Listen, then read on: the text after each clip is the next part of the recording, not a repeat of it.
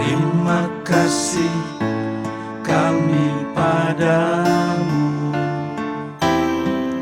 Fakultas kami bertumpu dalam ilmu, untuk keteduhanmu, untuk keramahanmu.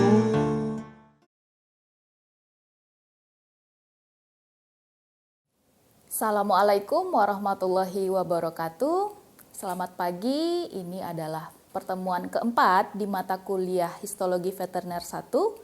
Kali ini kita akan melanjutkan topik minggu lalu, yaitu jaringan epitel ya. Kita review sedikit tentang klasifikasi jaringan epitel.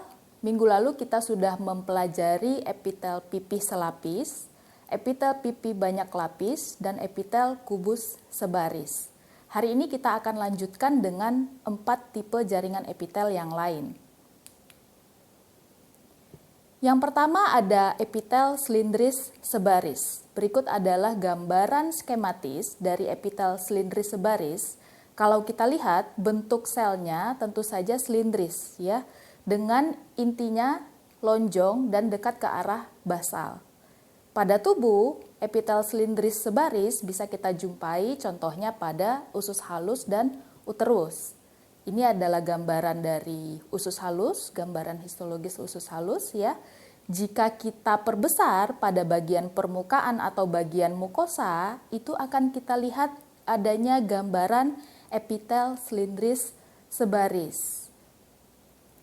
Pada bagian apikal dari sel epitel di usus halus ini itu punya modifikasi berupa mikrofili yang nanti berfungsi sebagai perluasan bidang penyerapan sari makanan, jadi memaksimalkan untuk penyerapan sari-sari makanan. Pada beberapa bagian di gambar ini juga bisa kita temukan adanya sel goblet. Itu berfungsi untuk menghasilkan lendir atau mukus untuk melapisi permukaan dari sel epitel. Lendir atau mukus ini juga bisa memerangkap dan mencegah masuknya agen penyakit ke sel epitel. Jadi kalau ada kuman masuk ke usus kalian, lendir ini adalah salah satu agen pertahanan untuk mencegah infeksi di usus. Lendir ini juga berperan untuk memperlancar pembuangan sisa makanan. Makanya nanti bisa kalian lihat di usus besar ataupun rektum itu sel gobletnya jumlahnya akan lebih banyak dibandingkan dengan di usus halus. Berikutnya, ini adalah epitel silindris banyak baris atau dalam bahasa Inggris tepatnya disebut dengan pseudo-stratified columnar epithelium. Berikut adalah gambaran skematis dari epitel silindris banyak baris.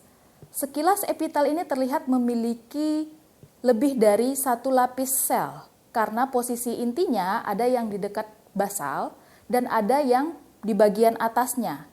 Namun kalau kita perhatikan secara detail, sebenarnya hanya ada satu lapis sel.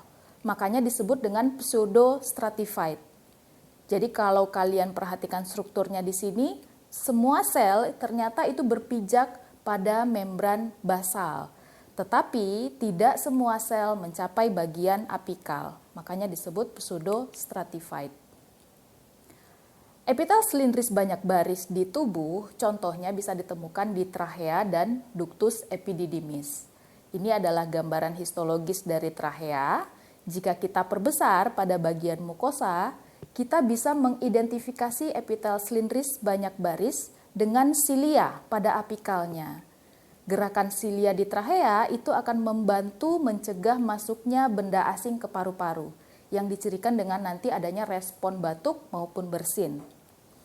Di sini juga kita bisa menemukan adanya sel-sel goblet. Jadi ketika ada infeksi di saluran nafas ya, di trachea khususnya itu akan menghasilkan lendir dalam jumlah yang banyak sehingga itulah yang menyebabkan nanti munculnya batuk berdahak. Salah satunya karena produksi lendir dari sel goblet ini.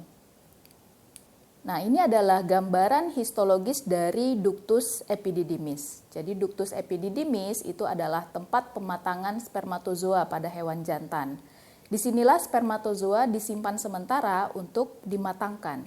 Jika kita perbesar pada bagian epitelnya, kita bisa mengidentifikasi adanya gambaran epitel silindris banyak baris dengan sterosilia pada bagian apikalnya.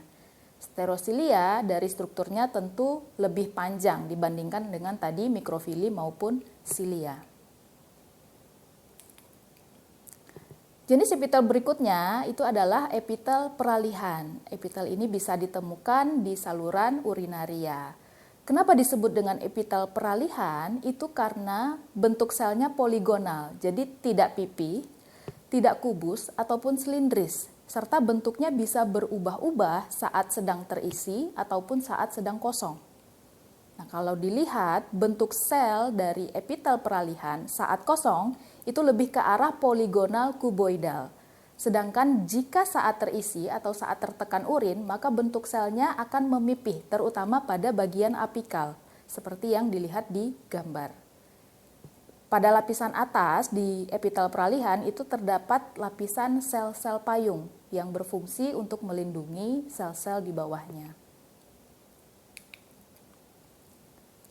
Epitel peralihan itu dapat kita temukan contohnya di vesika urinaria dan ureter. Ini adalah gambaran epitel peralihan saat terisi atau tertekan. Pada perbesaran tinggi, kita bisa temukan bentukan sel-sel penyusun dari epitel peralihan. Jadi selnya terlihat pipih, terutama sel-sel pada bagian apikal, karena ini sedang terisi atau tertekan urin, ya. Dan pada bagian apikal itu ada sel-sel payung yang dicirikan dengan inti selnya bisa berjumlah 1 atau 2, seperti yang ditunjuk oleh panah hijau. Ini adalah gambaran epitel peralihan di ureter saat organ sedang kosong, jadi saat tidak tertekan. Bisa kita lihat jika kita perbesar pada mukosa dari ureter, itu bentukan selnya adalah poligonal, kuboidal, ya. Nah, di bagian apikal juga kita bisa temukan adanya sel-sel payung. Jadi dari strukturnya, epitel peralihan itu sangat mendukung fungsi dari organ-organ penyalur dan penampung urin. Baik, saya rasa sampai di sini pembahasan kita mengenai epitel. Saya akan memberikan tips singkat bagaimana cara efektif untuk mempelajari epitel. 3 poin utama yang harus kalian ketahui itu adalah yang pertama, kenali bentuk dan susunan sel. Kemudian identifikasi bentuk dan posisi dari inti, ya. Kemudian identifikasi bagian basal dan apikal. Nah, kemudian baru setelah itu kalian lihat bagaimana lokasi-lokasi dari epitel tersebut bisa ditemukan. Lalu kaitkan struktur morfologi, lokasi epitel dengan fungsi yang dimiliki oleh epitel-epitel tersebut. Ini adalah referensi yang bisa kalian baca. Referensi lain di internet juga silahkan kalian akses, ya. Bahan ajar berupa PPT itu sudah di-upload di Neo LMS mata kuliah Histologi Veteriner 1. Kemudian saya harapkan video ini bisa membantu kalian dalam memahami materi. Terima kasih dan selamat belajar.